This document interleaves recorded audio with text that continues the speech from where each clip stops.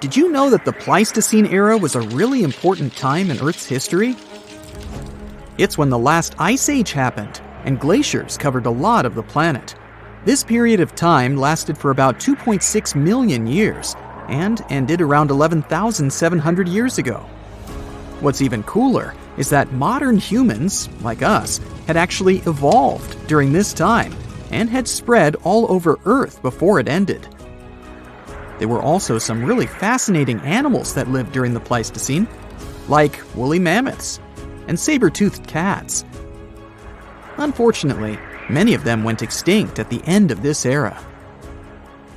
Earth has had some pretty wild weather patterns over the last 2.4 billion years. Although the planet is mostly ice-free, we now cycle in and out of freezing ice ages. During these glacial periods, temperatures drop, and huge areas of the planet get covered in ice. It all starts with a bit of snow, which then builds up over time. The ice reflects sunlight, making things even cooler. The result? Vast glaciers that slowly move toward the equator, changing the landscape as they go. And when the ice melts, sea levels rise again, and everything changes all over again. In total, there have been at least 5 ice ages so far. The first one was so intense that the whole planet turned into a huge snowball. Right now, we're actually in the middle of an ice age, but we're currently in a temporary warm spell that started around 11,000 years ago. These warm periods are called interglacials, and we're not quite sure how long they last.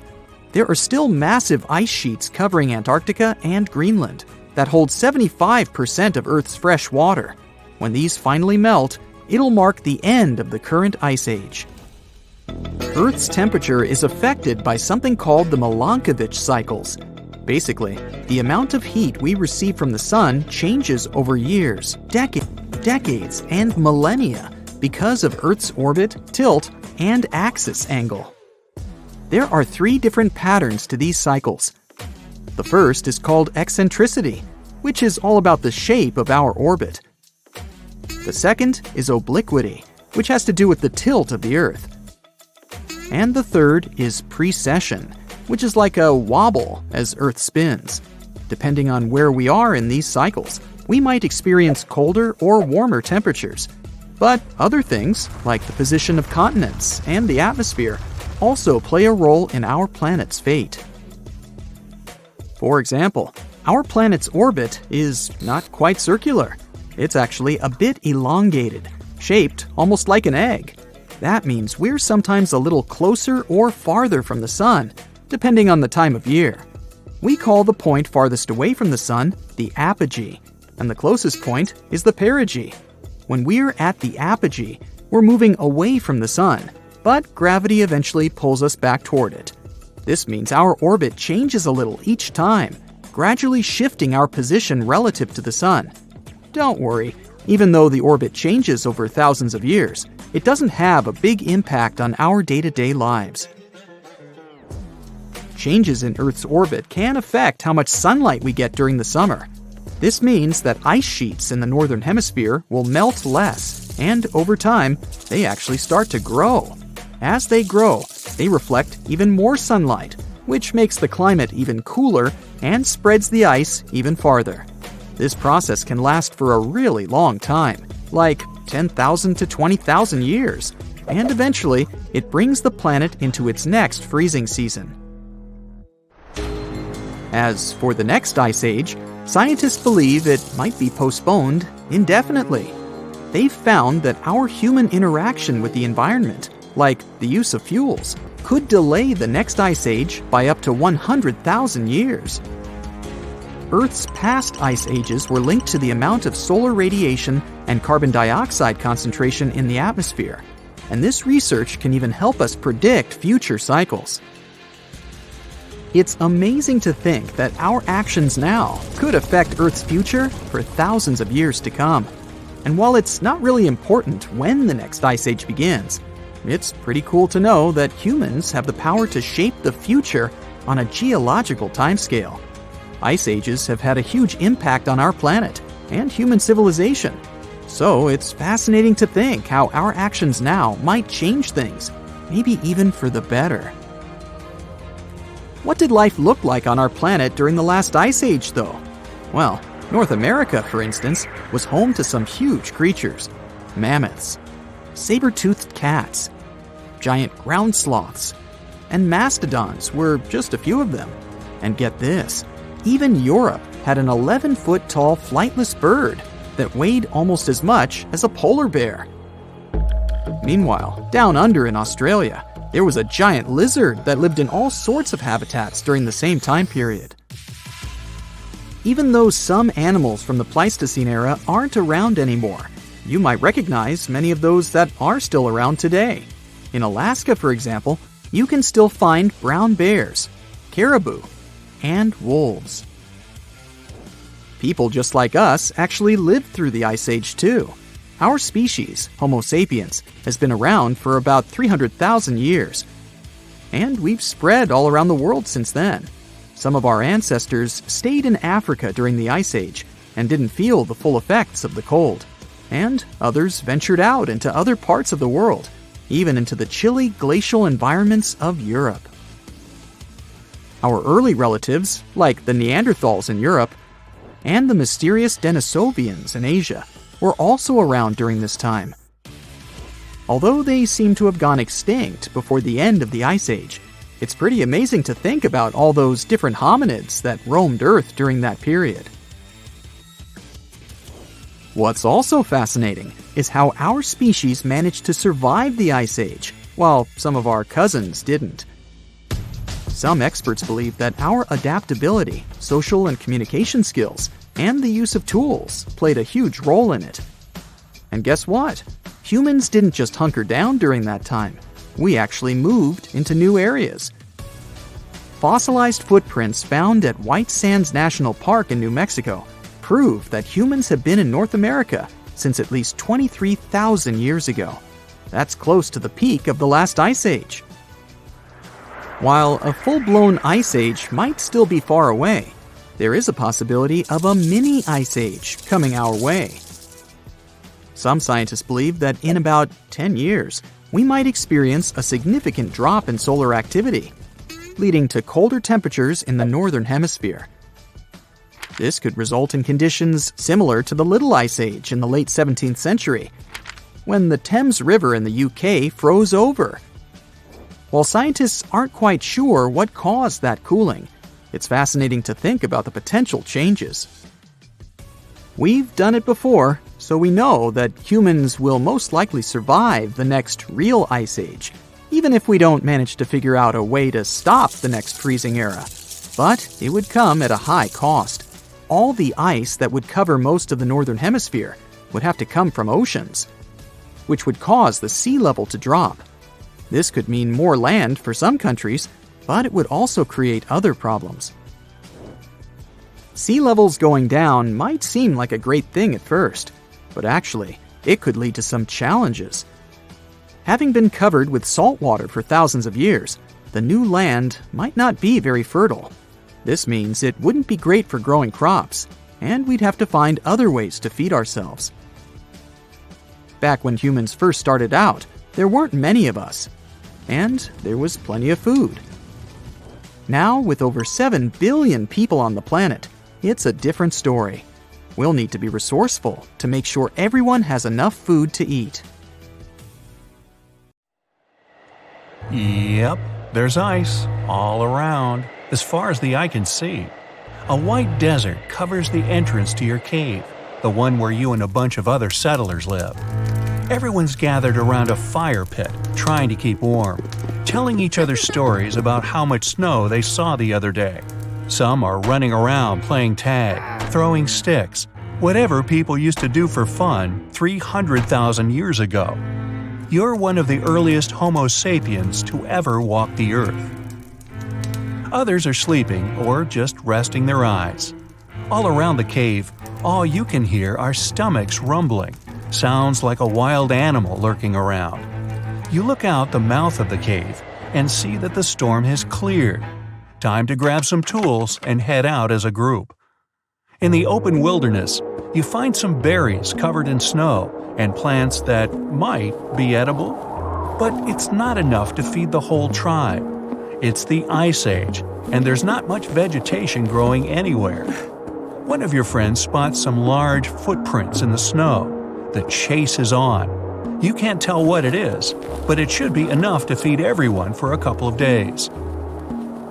As you go deeper into the snow-covered forest, you hear a growl behind you. You hope it's your stomach, but you look behind you and suddenly black out. An ice age is a period when large sheets of ice cover everything, changing the Earth permanently. It's partly responsible for the raising and lowering of sea levels, as well as the current layout of the continents. Picture monster-thick ice sheets spread across what's now Canada, Scandinavia, Russia, and even South America. That's all caused sea levels to change drastically, and temperatures around the world fell dramatically. And I'm not talking about just one ice age. There were a bunch of them. Scientists say there have been 5 major ice ages throughout history, lasting for millions of years. And we're in the middle of one right now. Relax, don't panic. It doesn't mean we're all going to be sleeping next to bonfires, trying to keep warm after being out all day looking for woolly mammoths. And no, there won't be a massive geological ice storm that freezes everything in its path. Ice ages have warmer periods in them that come and go, lasting for tens of thousands of years. In fact, billions of years ago, the Earth was one giant snowball with no life on it. And the sun back then was also just a cute little fireball without enough heat to melt all that ice. But as the sun got bigger and hotter, Earth's ice slowly melted away, leaving the green and blue ball we have today. We're living in the Quaternary Ice Age that's been going on for the past 2.6 million years, and counting. Some animals have thrived in this latest ice age, like whales and sharks. They've been at the top of the food chain for ages. Under them are seals, certain kinds of fish, otters, all the way down to tiny plankton. Up on the cold surface, mammals had to grow thick and shaggy fur just to stay warm. Ancient mammoths, rhinos, and bison were known to have thick rugs on them. They looked awesome. They were herbivores and ate small shrubs and whatever grass they could find. But several thousand years ago, temperatures began to rise, and most of these animals became extinct. The ones that remained evolved into the elephants, hippos, and rhinos we have today. You wake up from your blackout and find yourself face to face with a creature that kind of looks like a modern-day bobcat, except it's much bigger and furrier. It's a smilodon, an epic version of a saber-toothed cat with a mean look. It's around the same size as a male lion and has 2 front fangs that make me think twice before leaving the safety of my cave.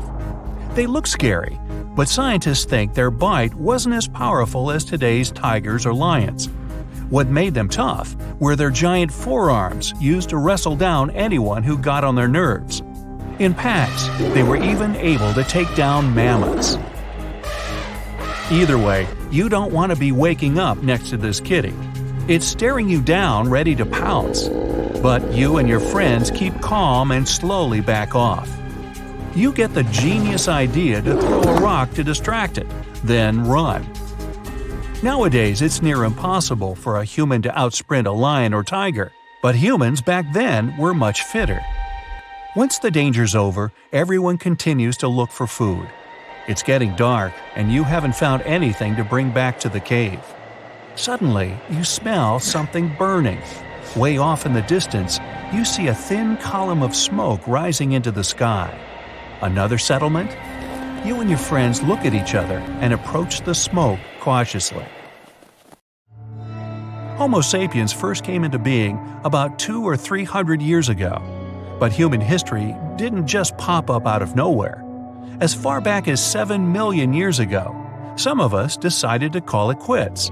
We left our chimpanzee ancestors in the jungle and started doing our own thing. And that didn't just happen once. Over those next millions of years, there were over 20 different human species.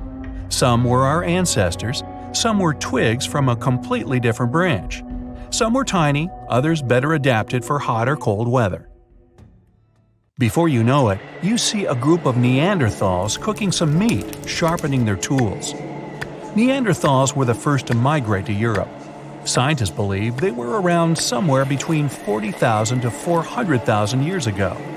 They occupied all areas between Europe and Asia, while Homo sapiens, that's us, were still all the way down in Africa. You enter their camp and immediately see the differences between each other. They're stocky and look a bit different, but there are some similarities, like flat teeth for chewing and gnawing and big skulls for their big brains. They even have clothes on, like you. According to archaeologists, they lived in shelters and made tools out of stone, sticks, and bones. They welcome you inside and give you a tour like no other. You're officially meeting another human species. They take you inside their cave and show you some of their cave paintings. They were the first artists of their time. Many of their galleries are still around today, like the ones in caves in Spain. You know their style: minimalist paintings of deer, a large handprint. They also dabbled a bit in jewelry making. They made necklaces out of eagle talons and animal fangs. They were also probably the first ones to harness the power of fire. Did they discover it when a bolt of lightning hit a tree? Or when one of them dropped a rock on another rock, creating a spark? No one really knows. But they were able to recreate it and use it to keep warm, to cook food, to see in the darkness, and to protect themselves. After the nice tour, you hang around the campfire to keep warm. They even offer you some extra clothes for the journey home, mostly thick, shaggy mammoth coats. If only you could talk to each other, that would be awesome. But it's getting dark, and you need to head back to the tribe. You say your goodbyes and thank them for teaching you how to draw a deer, and for that sack of food they gave you. The Ice Age was important for the development of the modern Homo sapiens. Because of the extreme cold and other harsh conditions, they had to adapt to survive, be extra clever and innovative. They developed advanced tools and even used bone needles to sew warm clothing. They may have hosted the first ever runway show. When the climate started to get warmer, they developed farming techniques to sustain themselves and mainly settled near large bodies of water like rivers or lakes, while others opted to be near seas and oceans. They, we, were even the first to domesticate animals. Fast forward a few 100,000 years and here we are. Throughout history, humans have used tattoos to protect themselves against sorcery, claim membership in groups, declare their love, honor their loved ones, or simply express themselves. And it looks like tattoos are going nowhere because as of 2022, 46% of the United States population has at least one. That's why it's not shocking that tattooing has taken the 6th spot amongst the fastest growing industries in the country. And it's safe to assume that this percentage will only go up. But have you ever stopped and wondered when this form of body modification came into existence and how it changed over the years? Let me tell you. Tattoos date back thousands of years. Have you ever heard about Otzi the Iceman? He's the 5,200-year-old mummy who was found embedded in glacial ice in 1991 in the Ötztal Alps. Yep, that's how he got the nickname Otzi. The reason I'm talking about him now is that he holds the record for the oldest tattoos in the Guinness World Records. He had 61 markings across his body that are considered to be tattooed by the experts. These markings are composed of vertical and horizontal lines which were created from fireplace ash or soot pigment. Otzi, however, was not trying to express his true self with them. When they examined Otzi's bones in detail, they noticed that there was age or injury-related degeneration on the tattooed areas of his body. This made scientists believe that his tattoos may have been related to discomfort relief treatments similar to acupuncture. That also explains the somewhat random distribution of those markings on his body. Experts also believe the fact Otzi had so many tattoos means that others in his culture knew about tattooing and that he wasn't the first person ever to have tattoos. Although Otzi's tattoos are considered to be therapeutic, evidence of figurative tattoos, which are images of real subjects such as animals and so on, were also discovered on two 5,000-year-old Egyptian mummies, as well as pushing back evidence of the practice of tattooing in Africa by 1,000 years. This discovery also holds the importance of changing the belief that only Egyptian women got tattoos. However, other mummies with tattoos have been recovered from at least 49 archaeological sites, including locations in Greenland, Alaska, and the Philippines, which only suggests that tattoos were a worldwide thing. But despite all this evidence that shows the art of tattooing is ancient and universal, the exact date of when and where it began is unknown. There are written records that date tattoos back to 5th century BCE Greece, where they were used to mark criminals and enemies so that it would be easier to identify them if they tried to escape. Romans and Persians also used tattooing for the same purposes. Other cultures, on the other hand, had different uses in mind. In the Philippines, tattoos were symbols of tribal identity, kinship, bravery, beauty, and social or wealth status. They were also believed to have magical abilities and were done as protective talismans against any evil supernatural forces. Consequently, the process of tattooing was believed to be sacred. Therefore, it involved some rituals. For example, if an artist or a person who was about to get a tattoo sneezed before the tattoo began, this was seen as a sign of disapproval by the spirits. So the session would be called off or rescheduled. And once a tattoo was complete, a celebration usually would be held on its behalf. When it came to ancient Egypt, tattoos were originally used to show a dedication to a deity, and they were believed to convey divine protection. What's worth mentioning here is the fact that many of the tattooed mummies discovered in Egypt were female. One of those mummies came to be known as Amunet, the tattooed priestess of Hathor, who had a variety of tattoos on her body. When she was first discovered, experts initially thought that due to the placement of her tattoos, these were either done as a medical treatment for a lower body condition, or they were simply the markings of lower status. But in recent years, a further examination revealed that she was a person with high social status, so the previous theory was debunked. This discovery led some to believe that her tattoos possibly functioned as protection against the difficulties of pregnancy and childbirth. Now let's take a look at Japan's history with tattoos. Tattooing for spiritual and decorative purposes was widespread in Japan, and it actually extended back to at least 300 BCE. Some written texts also describe tattooing and other bodily markings to indicate social differences among Japanese people. By the 17th century, however, most criminals were tattooed as a mark of punishment. And by the mid-19th century, tattoos were banned altogether, and those who had them were viewed as lacking respectability, which in turn created a subculture of outcasts, who formed the roots of the Yakuza. But how did the modern and more expressionist role of tattoos in the Western world begin? James Cook was a British explorer and captain who was famous for his 3 voyages to the South Pacific, which took place between 1768 and 1779. During one of these voyages, he traveled to the Tahitian Islands, where he was introduced to the art of tattooing. When he landed on the island, he was surprised and impressed by the heavily tattooed men and women, and he wanted to make note of them in his logbook. So, to describe their body art, he used the term tattoo after hearing the locals use a word that sounded similar to it regarding their markings. Before that, tattooing was simply referred to as scarring, painting, or staining. Many of Cook's crew returned to England with tattoos from this voyage, which, in return, restarted a tattoo tradition among the sailors.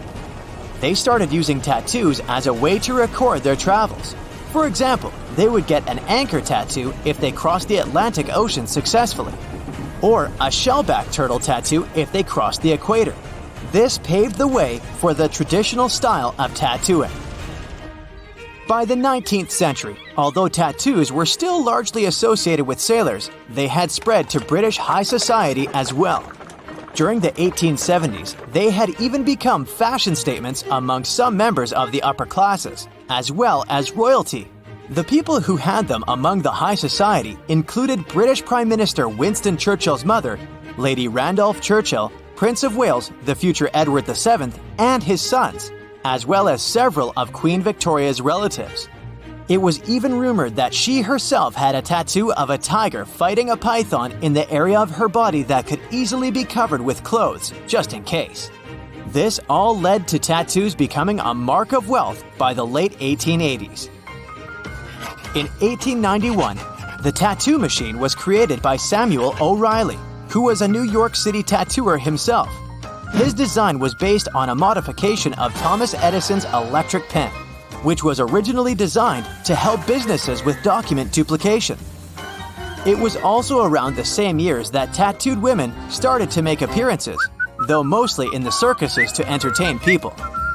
Although that industry eventually slowed down, by the 1920s, more women began to get tattoos as a cost-effective alternative to makeup, since products were so expensive at the time. In 1939, Mildred Hull became the first female to open her own tattoo shop in New York. It was around this time that the US introduced social security numbers, and many citizens got theirs tattooed on their bodies as a memory aid. However, despite these tattoos, decorative tattoos continued to be looked down upon. If you had a tattoo during the 50s or the 60s, you would still be viewed as a rebel or a criminal by the majority of people. In 1961, the New York City Health Department actually banned tattoos because they saw them as the cause of spreading diseases. The ban was not lifted until 1997. Today, tattoos are so common that even toys have them. So there's no ban, no stigma, no style or color restriction, and nothing to stop you from getting the tattoo of your dreams. Maybe except your mom. In a frosty Canadian park, hidden deep beneath layers of thick ice, scientists discovered a bizarre skeleton they named the Frozen Dragon. The skeleton had been in the frozen ice for millions of years. It took experts decades to work out the species of this strange fossil. It was identified as a new genus of pterosaur. Pterosaurs were massive flying reptiles with wingspans of over 16 feet. Their heads were 3.5 times the size of their bodies. Pterosaurs lived 76 million years ago when they soared above the dinosaurs. Scientists described them as the biggest, meanest, and most bizarre animals that ever flew. The new genus has been named Cryodragon boreas, which translates to Frozen Dragon of the North Winds. In 2013, a young mountaineer was climbing one of the tallest mountains in Western Europe, Mont Blanc. He noticed a strange metal box poking out of the snow. The mountaineer pried the box open and found that it was filled with precious rubies, emeralds, and sapphires. The climber immediately handed the box to the authorities. It was discovered that the box likely belonged to a passenger on one of 2 flights from India that crashed into the mountain over 50 years ago. The box was valued to be worth over $200,000, and authorities are still searching for the heir to the small box of treasures. In northwest Siberia in 2007, a reindeer herder was on an outing with his sons when he noticed something strange in the ice. The man realized it was a frozen mammoth calf and immediately contacted the local museum. The calf was named Luba and was the best preserved mammoth mummy in the world at the time of its discovery. Luba had been in the ice for 41,800 years and is around 30 to 35 days old. From trunk to tail, the mammoth calf is roughly the same size as a large calf. If you're interested in seeing for yourself, Luba travels to museums all around the world. On the frozen continent of Antarctica, covered in layers of ice and snow, is Mount Erebus, the frozen volcano. The volcano was discovered in the middle of an eruption in 1841 by explorers on an Arctic expedition. The volcano is over 12,000 feet tall and has been active for the last 1.3 million years. Deep within the middle of the volcano is a huge crater filled with large volumes of molten lava. The volcano has occasional explosions, which means it's classified as being in continuing eruption. However, these eruptions are nothing to worry about because they're generally rather small. Back in 1991, two hikers were traveling across the Italian Alps when they stumbled across a body that they presumed to belong to a recently lost hiker. The duo trudged back down the mountain to report their unfortunate findings.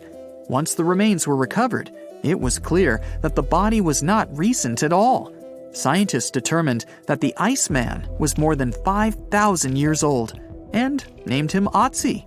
The discovery was unlike anything scientists had ever before seen because the body was so well preserved.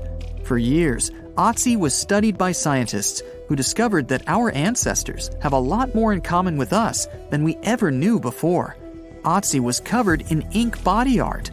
Research done on the contents of his stomach revealed that his last meal was dry cured meat, similar to the bacon we eat today. Otzi has at least 19 relatives living today, somewhere in Central Europe. Scientists were researching ancient squirrel burrows in Siberia when they came across something interesting. One of the squirrels had hidden away precious seeds deep beneath the ground. The seeds had been encased in ice for 32,000 years. The seeds were for the flower Silene stenophilia, which had long since gone extinct. Amazingly, scientists were able to recover plant tissue from inside the seeds and grow an entire crop of flowers. They've since reintroduced the previously extinct flower to natural habitats all across the world. In 1930, a team of Norwegian scientists sailed around the Arctic Ocean, conducting research on the seas and glaciers. They reached White Island, a dangerous and icy land no human had set foot on before, or so they thought. The scientists were shocked to discover the tip of a small boat sticking out of the snow. Frozen inside the boat, they found scientific equipment and various personal items, including a jacket monogrammed S.A. Undre. They had discovered the wreck of the famous Undre Arctic balloon expedition. In 1897, Swedish explorers, led by Undre, attempted to travel to the North Pole by hydrogen balloon. No one had ever heard from them ever again. People only found out what happened to them when the wreck was discovered 33 years later. It turns out that the balloon had crashed on White Island only 2 days after departing from Sweden. The explorers traveled along the island on a small makeshift boat, but were unable to make it any further. The best preserved woolly mammoth ever found was discovered in an area of permafrost in Siberia in 2010. Scientists named the frozen mammoth Yucca, after the small village near where it was found. Yucca had been frozen for 39,000 years and is thought to have been around 6 to 8 years old. Because Yucca is so well preserved, it has been studied for years and provided new information about mammoths. In 2019, scientists reported that they were able to activate cells taken from Yucca's tissue. Maybe one day we'll have woolly mammoths roaming the land. From looking at pictures and videos of Antarctica, the continent appears to be freezing cold, covered in snow, and flat, except for a few small hills. Scientists believe that too. When studying the Gomburtsev Mountains in the early 2000s, they were shocked to discover that the small rocky hills were actually the peak of a gigantic mountain formation under a mile of snow. Using radar technology, researchers worked out that the mountains are really around 10,000 feet tall and sprawl across 750 miles. This is around the same size as the European Alps, except hidden under tons of ice and snow. At a gold mine in Siberia, a businessman was examining a nearby river when he noticed something interesting in the frost. It was a small woolly rhino calf that was later named Sasha. The woolly rhino has been extinct for 15,000 years. It's thought that Sasha could have been frozen in the ice for up to 39,000 years. Sasha is unique because it's the only full-body woolly rhino to have ever been discovered. Glaciers around the northern Italian town of Pelo have begun to melt. Artifacts from decades and even centuries ago have been discovered pouring out of the ice. Personal belongings from soldiers have been found, things like diaries, photographs, and even love letters. Historians have even uncovered an entire cabin preserved beneath the ice. The cabin was filled with hard metal helmets and clothes. In 1845, Sir John Franklin embarked on an ill-fated expedition to the North Pole. The crew traveled on 2 ships, HMS Erebus and the ironically named HMS Terror. The expedition met with disaster, and both ships were lost to the icy waters. In 2016, the HMS Terror was discovered by a team of researchers. Despite being lost for 170 years, the freezing cold waters had maintained the ship in pristine condition. Scientists described the ship as frozen in time. Dinner plates and glasses were still on shelves, beds and desks were still in order, and even the passengers' luggage appeared to be in good condition. The HMS Erebus was also discovered nearby, but due to changing water conditions, the ship wasn't in great shape. The glacial ice surrounding a mountain passageway in Norway that was notoriously used by the Vikings has revealed hundreds of ancient artifacts. One of these artifacts was a giant unopened wooden box that was welded together. Researchers were beside themselves with anticipation, waiting to open this box. They believed it would be filled with Viking treasures or artifacts that would give us an insight into ancient society. When they opened the box, all that was inside was a plain old beeswax candle. It turns out that this box wasn't actually as old as they thought it was. By analyzing the candle, they discovered that the box dates back to the 17th century. The age of the Vikings had ended by the 11th century. It's likely that the candle box belonged to a farmer who was shipping it from his summer farm to his winter farm to light up the long nights.